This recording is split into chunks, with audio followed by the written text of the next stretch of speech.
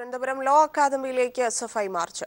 CCTV ക്യാമറകളും ജനൽ ചില്ലുകളും അടിച്ചു തകർത്തു. ചിലർ രാഷ്ട്രീയ നേട്ടത്തിനായി കോളേജിലെ വിഷയത്തെ ഉപയോഗിക്കുന്നെന്ന് പ്രിൻസിപ്പൽ അഭിപ്രായപ്പെട്ടു. ജിതിൻ ചേരുന്നു.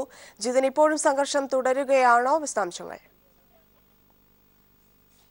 സംഘർഷാവസ്ഥയ്ക്ക് ഇപ്പോൾ അഴിവ് വന്നിരിക്കുന്നു. ഏകദേശം അരമണിക്കൂറോളം മുമ്പാണ് തിരുവനന്തപുരത്തെ ലോ അക്കാദമിയിലേക്ക് SFI പ്രവർത്തകർ പ്രതിഷേധ മാർച്ച് നടത്തിയത്. മാർച്ച് അക്രമാസക്തമാവുകയായിരുന്നു. കോളേജിനകത്തെ CCTV ക്യാമറകളും ലൈറ്റുകളും ഒപ്പം ജനൽ ചില്ലുകളും മറ്റും SFI പ്രവർത്തകർ അടിച്ചു തകർക്കുന്ന അവസ്ഥയുണ്ടായി. കോളേജിൽ നേരത്തെ തന്നെ വിദ്യാർത്ഥി സമരങ്ങൾ നടന്നിരുന്നു. ഇന്നാണ് SFIയുടെ ശക്തമായൊരു സമരം കോളേജിലേക്ക് ഉണ്ടായത്. അറ്റൻഡൻസ് എല്ലാ മാസവും പ്രസിദ്ധീകരിക്കുക, ഇന്റേണൽ മാർക്കിന്റെ പേരിൽ കോളേജിൽ സുതാര്യമല്ലാത്ത രീതിയിലുള്ള നടപടികൾ നടക്കുന്നു തുടങ്ങിയ ഒട്ടേറെ ആരോപണങ്ങൾ ഉന്നയിച്ചായിരുന്നു വിദ്യാർത്ഥി സമരം കോളേജിലേക്ക് നടന്നത്. കോളേജിൽ സമാന്തരമായ ഭരണമാണ് നടക്കുന്നത്.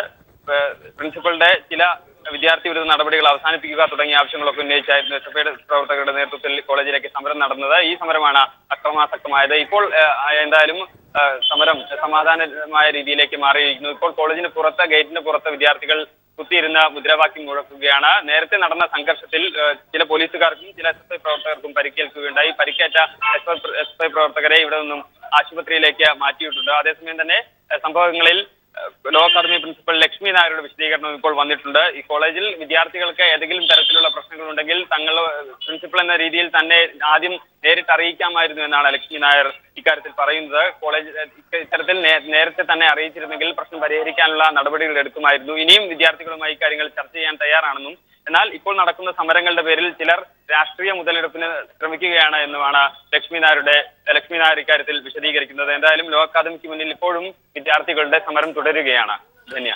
ജിതിൻ ചന്ദ്രനാണ് വിശദാംശങ്ങൾ നൽകിയത്. സ്വാശ്രയ കോളേജുകളിലെ വിദ്യാർത്ഥി പ്രക്ഷോഭങ്ങളെ CPIM പിന്തുണയ്ക്കുമെന്ന് കോടിയേരി ബാലകൃഷ്ണൻ. ജിഷ്ണുവിന്റെ വീട് കോടിയേരി സന്ദർശിച്ച ശേഷം മാധ്യമങ്ങളോട് സംസാരിക്കുകയായിരുന്നു അദ്ദേഹം.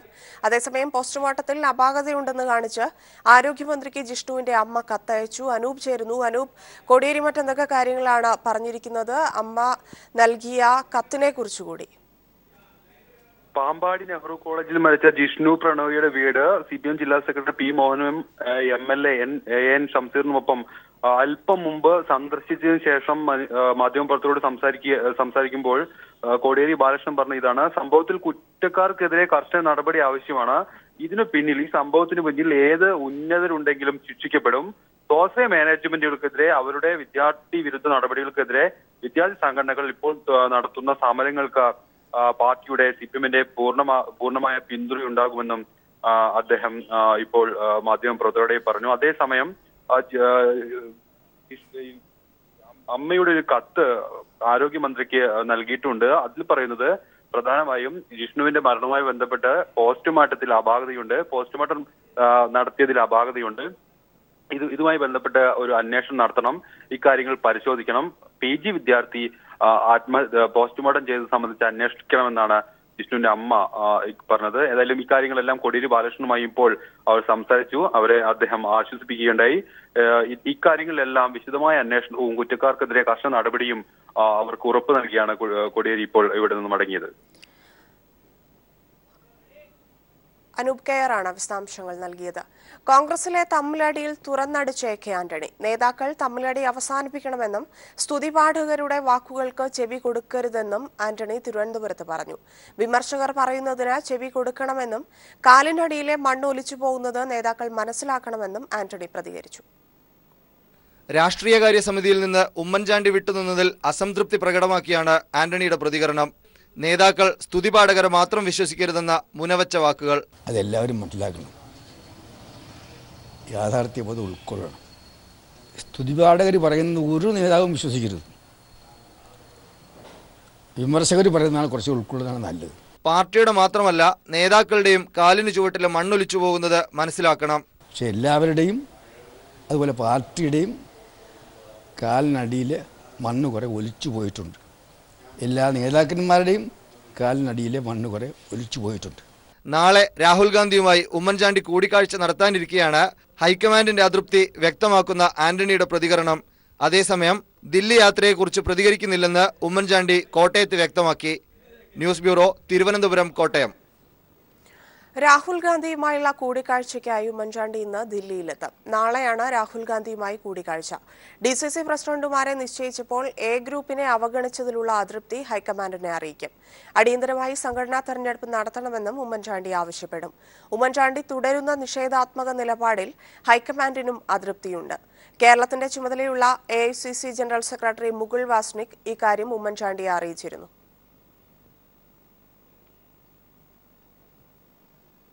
സംവിധായകൻ കമലിനെതിരെ കുമ്മനം രാജശേഖരൻ. കമൽ മോദിയെയും സുരേഷ് ഗോപിയെയും അവഹേളിച്ചെന്ന് കുമ്മനം തന്റെ ഫേസ്ബുക്ക് പോസ്റ്റിൽ പറഞ്ഞു.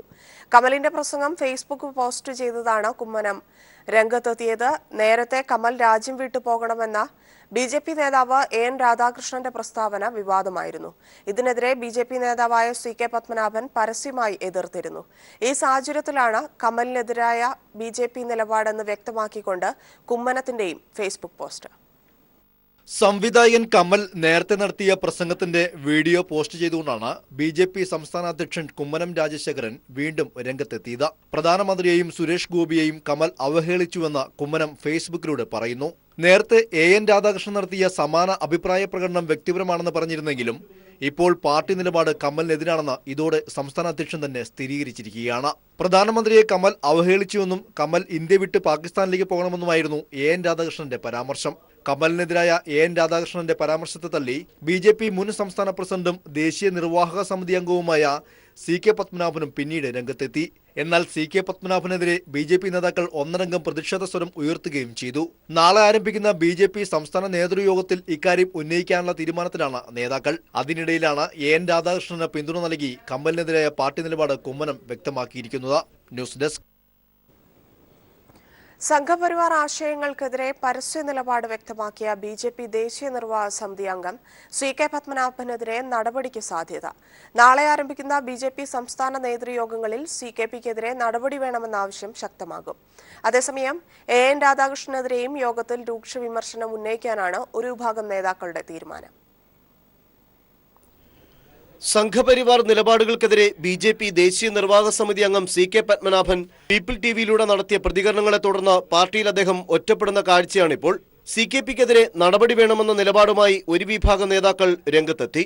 നാളെ കോട്ടയത്ത് ആരംഭിക്കുന്ന BJP നേതൃയോഗങ്ങളിൽ നടപടി ആവശ്യം ശക്തമാകും. നാളത്തെ കോർ കമ്മിറ്റി യോഗത്തിൽ CKPക്കെതിരെ രൂക്ഷ വിമർശനമാകും ഉയരുക. സംസ്ഥാന ജനറൽ സെക്രട്ടറിമാരും മുൻ അധ്യക്ഷന്മാരും ഉൾപ്പെടുന്ന 12 അംഗ കോർ കമ്മിറ്റിയിൽ ആരും CKPയെ പിന്തുണയ്ക്കുകയില്ല. തുടർന്നുള്ള 2 ദിവസങ്ങളിൽ നടക്കുന്ന സംസ്ഥാന ഭാരവാഹി യോഗത്തിലും സംസ്ഥാന സമിതിയിലും CKPക്കെതിരെ വ്യാപക വിമർശനമുയരുമെന്നതും ഉറപ്പാണ്. CK പത്മനാഭനെ അനുകൂലിക്കുന്ന MS കുമാർ അടക്കമുള്ള നേതാക്കളുടെ നിലപാടും യോഗത്തിൽ ശ്രദ്ധേയമാകും. സംസ്ഥാന സമിതി അംഗം KK സുരേന്ദ്രൻ കഴിഞ്ഞ ദിവസം CKPക്കെതിരെ നടപടി ആവശ്യപ്പെട്ടിരുന്നു. യോഗത്തിൽ കൂടുതൽ നേതാക്കളും CKPക്കെതിരെ നടപടി ആവശ്യവുമായി രംഗത്തെത്തും. ബുധനാഴ്ച നടക്കുന്ന സംസ്ഥാന സമിതി യോഗത്തിലായിരിക്കും CK പത്മനാഭനെതിരെയുള്ള നടപടി വിഷയത്തിൽ തീരുമാനമെടുക്കുക. അതേസമയം AN രാധാകൃഷ്ണനെതിരെയും നേതൃയോഗങ്ങളിൽ രൂക്ഷ വിമർശനമുണ്ടായേക്കും. KN രാധാകൃഷ്ണന്റെ വിവാദ പ്രസ്താവനകളും പ്രസംഗവും കാരണം ജാഥയുടെ തന്നെ ഉദ്ദേശ ലക്ഷ്യത്തിനത് മങ്ങലേൽപ്പിച്ചു എന്ന സാഹചര്യമുണ്ടായതായും നേതാക്കൾ പറയുന്നു. എന്നാൽ ഇരു നേതാക്കളെയും അനുകൂലിച്ചും പ്രതികൂലിച്ചും വിവിധ നേതാക്കൾ നിലപാട് സ്വീകരിക്കുമ്പോൾ നേതൃയോഗങ്ങളിൽ ഭിന്നതയും ചേരിപ്പോരും രൂക്ഷമാകും. വിവാദങ്ങളിലും കേരള ഘടകത്തിലെ ഭിന്നതയിലും BJP കേന്ദ്ര നേതൃത്വവും അതൃപ്തിയിലാണ്. Sunil Arimanoor, news bureau, Thiruvananthapuram. സംസ്ഥാനത്ത് വീണ്ടും സദാചാര ഗുണ്ടകളുടെ ആക്രമണം. അസമയത്ത് ദുരൂഹ സാഹചര്യത്തിൽ കണ്ടുവെന്നാരോപിച്ച് കൊടുങ്ങല്ലൂർ അഴീക്കോട് സ്വദേശിയായ മധ്യവയസ്കനെ സംഘം ചേർന്നെത്തിയവർ ക്രൂരമായി മർദ്ദിച്ചു. മെനോൻ ബസാറിലെ സ്വദേശി സലാമാണ് ആക്രമണത്തിനിരയായത്. നഗ്നനാക്കി വൈദ്യുത പോസ്റ്റിൽ കെട്ടിയിട്ട് മർദ്ദിച്ച ശേഷം ദൃശ്യങ്ങൾ സമൂഹമാധ്യമങ്ങൾ വഴി പ്രചരിപ്പിക്കുകയും ചെയ്തു. ഗുരുതരാവസ്ഥയിലായ സലാം കൊടുങ്ങല്ലൂർ താലൂക്ക് ആശുപത്രിയിൽ ചികിത്സ തേടി. ഇന്നലെ രാത്രിയാണ് കേരള മനസാക്ഷിയെ ഞെട്ടിപ്പിക്കും വിധം കൊടുങ്ങല്ലൂരിൽ സദാചാര ഗുണ്ടകൾ അഴിഞ്ഞാടിയത്. അസമയത്ത് ദുരൂഹ സാഹചര്യത്തിൽ കണ്ടെന്നാരോപിച്ചാണ് മേനോൻ ബസാർ സ്വദേശി സലാമിനെ ഒരു സംഘം ആളുകൾ മർദ്ദിച്ചത്. വടക്കേ ഇന്ത്യയിൽ മാത്രം കേട്ടുകേൾവിയുള്ള തരത്തിൽ ആക്രമിച്ച് അവശനാക്കിയ ശേഷം വിവസ്ത്രനാക്കി വൈദ്യുതി പോസ്റ്റിൽ കെട്ടിയിട്ടു. അകാരണമായാണ് മർദ്ദനം ആരംഭിച്ചതെന്നും നേരിട്ടറിയാവുന്നവരും സംഘത്തിലുണ്ടായിരുന്നുവെന്നും സലാം പറയുന്നു. ബാബു അയാളെ വീടിന്റെ ഭാഗത്ത്, അയാളെ ഭാര്യ നിൽക്കുന്ന വീടിന്റെ ആ ഭാഗത്ത് ആക്കിയിട്ട് ഞാനിപ്പോൾ വരെ സലാമെന്നും പറഞ്ഞ് പോയിട്ട് പിന്നെ തിരിച്ചു വരുന്ന ഇയാൾ ഗുണ്ടകളായിട്ടാണ് എന്നെ ഇരുമ്പൊടിക്ക് മർദ്ദിക്കുകയും എൻ്റെ പല്ലുകൾ നഷ്ടപ്പെടുത്തുകയും ഒന്നാളെ സ്കാൻ ചെയ്യണമെന്ന് പറഞ്ഞേക്കും. മർദ്ദനത്തിൽ ദേഹമാസകലം പരിക്കേറ്റ സലാമിന്റെ 3 പല്ലുകൾ അടർന്നു പോയി. മണിക്കൂറുകൾ നീണ്ട വിചാരണയ്ക്കൊടുവിൽ മോചിതനായ സലാമിനെ ഗുരുതരാവസ്ഥയിൽ കൊടുങ്ങല്ലൂർ താലൂക്ക് ആശുപത്രിയിൽ പ്രവേശിപ്പിച്ചു. പരാതിയെ തുടർന്ന് കൊടുങ്ങല്ലൂർ പോലീസ് അന്വേഷണം ആരംഭിച്ചു. News bureau, Thrissur. കലയുടെ കളയാട്ടം.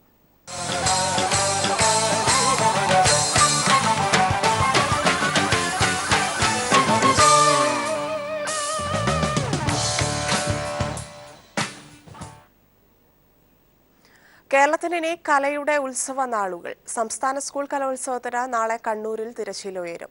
അവസാനവട്ട ഒരുക്കങ്ങൾ കണ്ണൂരിൽ പുരോഗമിക്കുകയാണ്. സ്വാലി ചേരുന്നു. സ്വാലി, ഏത് രീതിയിലൊക്കെയാണ് കലോത്സവത്തിന്റെ ഒരുക്കങ്ങൾ പുരോഗമിക്കുന്നത്? സ്റ്റേജുകളെല്ലാം തന്നെ അവസാന വട്ട മിനുക്കുപണികളെല്ലാം പൂർത്തിയായി എന്ന് തന്നെയാണ് അറിയാൻ സാധിക്കുന്നത്. കൂടുതൽ വിവരങ്ങൾ. ധന്യ, 10 വർഷത്തിന് ശേഷമാണ് കണ്ണൂർ വീണ്ടും കലോത്സവത്തിന് വേദിയാകുന്നത്. അതിൻ്റെ ഒരുക്കങ്ങൾ പുരോഗമിച്ചു കൊണ്ടിരിക്കുന്നു. അവസാനവട്ടം മിനുക്കുപണികളാണ് ഇപ്പോൾ നടന്നുകൊണ്ടിരിക്കുന്നത്. പ്രധാന വേദിയുടെ ഉദ്ഘാടനം അല്പസമയം മുമ്പ് മന്ത്രി കടന്നപ്പള്ളി നിർവഹിച്ചു കഴിഞ്ഞു. നാളെയാണ് കലോത്സവത്തിൻ്റെ ഔദ്യോഗികമായ ഉദ്ഘാടന ചടങ്ങുകൾ നടക്കുന്നത്. വൈകിട്ട് മുഖ്യമന്ത്രി പിണറായി വിജയൻ തന്നെയാണ് കലോത്സവം ഉദ്ഘാടനം ചെയ്യുന്നത്. വിദ്യാഭ്യാസ മന്ത്രി സി രവീന്ദ്രനാഥ് ചടങ്ങിൽ അധ്യക്ഷത വഹിക്കും.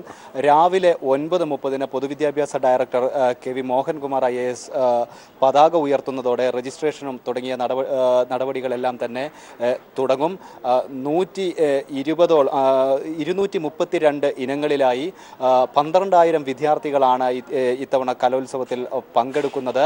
അതിനുള്ള വിപുലമായ ഒരുക്കങ്ങളാണ് ഇപ്പോഴും പുരോഗമിച്ചുകൊണ്ടിരിക്കുന്നത്. അത് അവസാന ഘട്ടത്തിൽ എത്തിയിരിക്കുന്നു. ധന്യ. സ്വാലി, മത്സരാർത്ഥികളെല്ലാം തന്നെ കണ്ണൂരിൽ എത്തിച്ചേർന്നിട്ടുണ്ടോ? അവർക്കുള്ള താമസ സൗകര്യങ്ങളെല്ലാം ക്രമീകരിച്ചു കഴിഞ്ഞു? അതിനെക്കുറിച്ചുകൂടി. ധന്യ, ഇന്ന് വൈകിട്ടോടെ മത്സരാർത്ഥികൾ എത്തിത്തുടങ്ങുമെന്നാണ് കരുതുന്നത്. അടുത്ത ജില്ലകളിൽ നിന്നുള്ളവരെല്ലാം നാളെയായിരിക്കും എത്തുക. നാളെ 10 മണി മുതലാണ് രജിസ്ട്രേഷൻ നടപടികളെല്ലാം ആരംഭിക്കുന്നത്. 20 വേദികളിലായാണ് മത്സരങ്ങൾ നടക്കുന്നത്. വേദികളോട് ചേർന്ന് തന്നെ താമസ സൗകര്യവും എല്ലാം ഒരുക്കിയിട്ടുണ്ട്. ദൂര ജില്ലകളിൽ, പ്രത്യേകിച്ച് തിരുവനന്തപുരം പോലെയുള്ള തെക്കൻ കേരളത്തിൽ നിന്നുള്ള വിദ്യാർത്ഥികളെല്ലാം ഇന്ന് വൈകിട്ട് തന്നെ കണ്ണൂരിലെത്തുമെന്ന ഒരു പ്രതീക്ഷയാണ് ഉള്ളത്. അതിനുള്ള ഒരുക്കങ്ങളെല്ലാം നടന്നിട്ടുണ്ട്. അതിനുള്ള ക്രമീകരണങ്ങളെല്ലാം പൂർത്തിയായിട്ടുണ്ട്. പ്രധാനമായും ഇനി നടക്കാനുള്ളത് സ്റ്റേജുകളുടെ മിനുക്ക് പണികളാണ്. ഇത് നാളെ വൈകിട്ടകം തന്നെ പൂർത്തിയാകും. നാളെ വൈകിട്ട് 4 മണിക്കാണ് മുഖ്യമന്ത്രി ഉദ്ഘാടനം ചെയ്യുന്നത്. അതിനു മുമ്പ് തന്നെ ഇത്തരം ക്രമീകരണങ്ങളും കൂടി പൂർത്തിയാക്കാനാവുമെന്നാണ് കരുതുന്നത്. ധന്യ. കെ ടി സ്വാലിഹാണ് വിശദാംശങ്ങൾ നൽകിയത്. സംസ്ഥാന സ്കൂൾ കലോത്സവത്തിന് തിരിതെളിയുമ്പോൾ കലകളുടെ ഈറ്റുല്യമായ തൃശൂർ ചെറുതുരുത്തിയിലും തയ്യാറെടുപ്പുകൾ തകൃതിയാണ്. ഓട്ടംതുള്ളൽ അധ്യാപകനായ കലാമണ്ഡലം ഗീതാനന്ദൻ വീണ്ടും പരിശീലകനായെത്തുമ്പോൾ അണിയറയിൽ മത്സരാർത്ഥികളും ആവേശത്തിലാണ്. 4 പതിറ്റാണ്ടത്തെ അധ്യാപന പാരമ്പര്യമുള്ള ഗീതാനന്ദൻ 3 വർഷത്തെ ഇടവേളയ്ക്ക് ശേഷമാണ് കലോത്സവ പരിശീലനത്തിൽ സജീവമാകുന്നത്.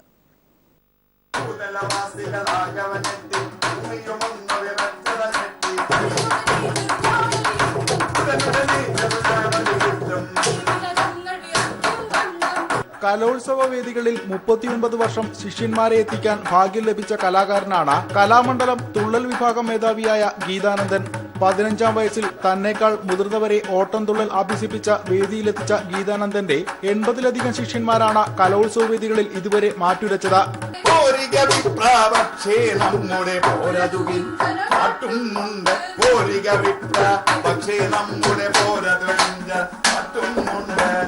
ഹാസ്യകലയായി മാത്രം വേദിയിലെത്തിയിരുന്ന ഓട്ടംതുള്ളലിൽ വ്യത്യസ്തത പരീക്ഷിക്കാനുള്ള ഗീതാനന്ദന്റെ ശ്രമങ്ങൾക്ക് ഏറെ സ്വീകാര്യത ലഭിച്ചിരുന്നു. മരിച്ചു കുമാരകൻ എന്നാണ് തുടക്കം തന്നെ. ഇത് കേൾക്കുമ്പോൾ തുള്ളലാന്ന് പോലും തോന്നില്ലല്ലോ. ഈ പദത്തിലാണ് തുടങ്ങുന്നത്. അന്ന് പാലക്കാട് സംസ്ഥാന കലോത്സവം നടക്കുമ്പോൾ ദിവ്യ ആർ നായർ പറഞ്ഞ കുട്ടി ഈ ആദ്യമായിട്ട് എൻ്റെ പരീക്ഷണം ദുഃഖത്തിൽ പ്രാധാന്യമുള്ള സാധനം അവതരിപ്പിച്ചു.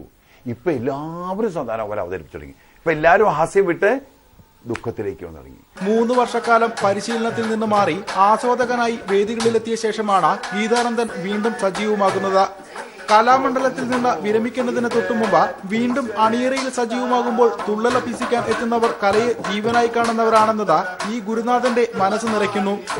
ആദ്യമായി അണിയറയിൽ പ്രവർത്തിക്കുന്ന അതേ സൂക്ഷ്മതയോടെയാണ് മത്സരാർത്ഥികളുടെ പരിശീലനം.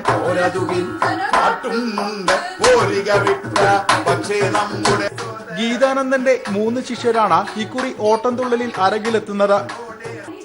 4 പതിറ്റാണ്ട് കാലത്തെ പരിശീലന പരമ്പരയുമായി കലാമണ്ഡല ഗീതാനന്ദൻ വീണ്ടും കലോത്സവ വേദികളിൽ സജീവമാവുകയാണ്. ക്യാമറമാൻ PP സലീമിനൊപ്പം CG ദിൽജിത്ത്.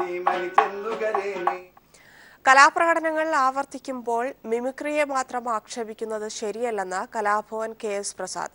മറ്റ് കലാരൂപങ്ങളെ അപേക്ഷിച്ച് എപ്പോഴും പുതുമ കണ്ടെത്തുന്നത് മിമിക്രിയിലാണെന്നും അദ്ദേഹം പറഞ്ഞു. കലോത്സവ ഓർമ്മകൾ പ്രസാദ് പീപ്പിൾ TVക്കൊപ്പം പങ്കുവച്ചു. ഇപ്പോൾ ലഭിക്കുന്ന സ്വീകാര്യതയൊന്നും അന്നുണ്ടായിരുന്നില്ലെങ്കിലും 1975 മുതൽ ലഭിച്ചു തുടങ്ങിയ കലോത്സവ വേദികളിൽ നിന്നുള്ള പുരസ്കാരങ്ങൾ KS പ്രസാദിന് നിറമുള്ള ഓർമ്മകളാണ്. പിന്നീട് കലാഭവനിലൂടെയുള്ള വളർച്ചയും.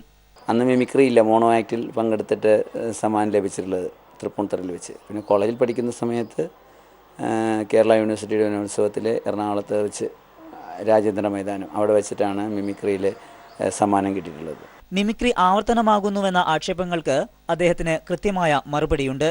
അപ്പോൾ പിന്നെ ഭരതനാട്യവും മോഹിനിയാട്ടവും ഓട്ടംതുള്ളലും കഥാപ്രസംഗവും ഒപ്പനയും അതുപോലെ നാടകവും പിന്നെ വേറെ ഏത് കലാരൂപങ്ങളാണ് ഇവിടെ വരുന്നത്? മാപ്പിളപ്പാട്ട്, ഏത് കലാരൂപങ്ങളാണ് ആവർത്തനം അല്ലാതെ ഉള്ളത്?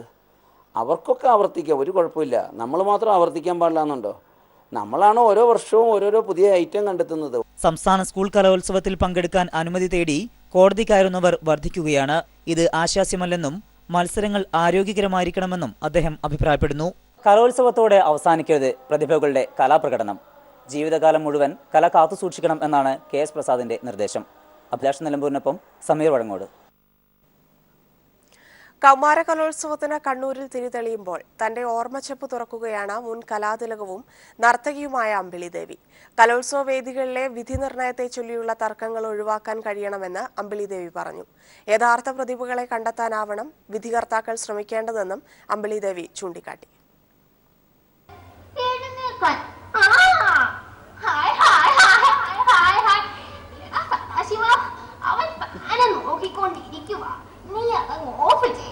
കൗമാര കലോത്സവത്തിന് വേദികൾ ഉണരാൻ മണിക്കൂറുകൾ മാത്രം ബാക്കി നിൽക്കെ തന്റെ കലോത്സവ നാളുകൾ അയവിറക്കുകയാണ് അമ്പിളി ദേവി. 2001 ഒട്ടും പ്രതീക്ഷിക്കാതെയാണ് കലാതിലക പട്ടം തന്നെ തേടിയെത്തിയത്. പനി പിടിച്ച സാഹചര്യത്തിൽ മത്സരിച്ചിട്ടും വിജയിച്ചു കയറാനായി. പങ്കെടുത്ത ഇനങ്ങൾക്കെല്ലാം 1ാം സ്ഥാനം നേടാൻ കഴിഞ്ഞ കാര്യവും ആവേശത്തോടെ ഓർമ്മിക്കുകയാണ് ഈ കലാകാരി. അതേസമയം കലോത്സവ വേദികളിലെ തർക്കങ്ങളും അപ്പീലുകളുമെല്ലാം ഈ മുൻ കലാതിലകത്തെ വേദനിപ്പിക്കുകയും ചെയ്യുന്നു. പണം വാങ്ങി വിധിയെഴുതുന്ന ഗുരുക്കന്മാർ കുരുന്നുകളായ പ്രതിഭകളോട് ചെയ്യുന്നത് ക്രൂരതയാണ്. കഴിവിന്റെ അടിസ്ഥാനത്തിൽ മാത്രം വിജയികളെ കണ്ടെത്തണമെന്നും അവർ പറഞ്ഞു. കലോത്സവങ്ങളെ സംബന്ധിച്ച് നമ്മൾ കേൾക്കുന്ന ഒരു പ്രശ്നമാണ് പലപ്പോഴുമുള്ള തർക്കങ്ങൾ. പ്രധാനമായിട്ടും വിധി നിർണയത്തെ ചൊല്ലി അർഹതയുള്ള കുട്ടിക്കല്ല സമ്മാനം കിട്ടിയെന്നും പിന്നെ കോഴ വാങ്ങിയിട്ടാണ് ജഡ്ജസ് വന്നതെന്നും നമ്മൾ എല്ലാ വർഷവും കേൾക്കാറുണ്ട്. ഇത്തവണത്തെ കലോത്സവത്തിന് പ്രശ്നങ്ങളൊന്നും ഉണ്ടാവാതിരിക്കട്ടെ എന്ന് ഞാൻ പ്രാർത്ഥിക്കുകയാണ്. കുട്ടികളുടെ മനസ്സ് വേദനിപ്പിക്കാത്ത, അർഹിക്കുന്നവരെ കണ്ടെത്തുന്ന തരത്തിലുള്ള ഒരു നല്ല കലോത്സവമായി തീരട്ടെ ഈ വർഷത്തെ സംസ്ഥാന സ്കൂൾ കലോത്സവം എന്ന് ഞാൻ പ്രാർത്ഥിക്കുന്നു. എല്ലാവിധ ആശംസകളും. വിധി നിർണയവുമായി ബന്ധപ്പെട്ട് കലോത്സവ വേദികളിൽ വിജിലൻസ് പരിശോധന നടത്താനുള്ള തീരുമാനത്തെ മുൻ കലാതിലകം സ്വാഗതം ചെയ്യുകയാണ്. ന്യൂസ് ബ്യൂറോ, കൊല്ലം. വാർത്തകളിലേക്ക്. ഉത്തർപ്രദേശ് നിയമസഭാ തെരഞ്ഞെടുപ്പിൽ ടിക്കറ്റ് ലഭിക്കാനായി BJPയിൽ തമ്മിലടി. സ്ഥാനാർത്ഥി പട്ടികയിൽ ഉൾപ്പെടുത്തണമെന്ന അഭ്യർത്ഥനയുമായി 10,000-ത്തിലധികം അപേക്ഷകളാണ് ദേശീയ നേതൃത്വത്തിന് ലഭിച്ചത്. ആദ്യഘട്ട സ്ഥാനാർത്ഥി പട്ടികയ്ക്ക് ഇന്ന് ദില്ലിയിൽ ചേരുന്ന BJP കേന്ദ്ര തെരഞ്ഞെടുപ്പ് സമിതി അംഗീകാരം നൽകും.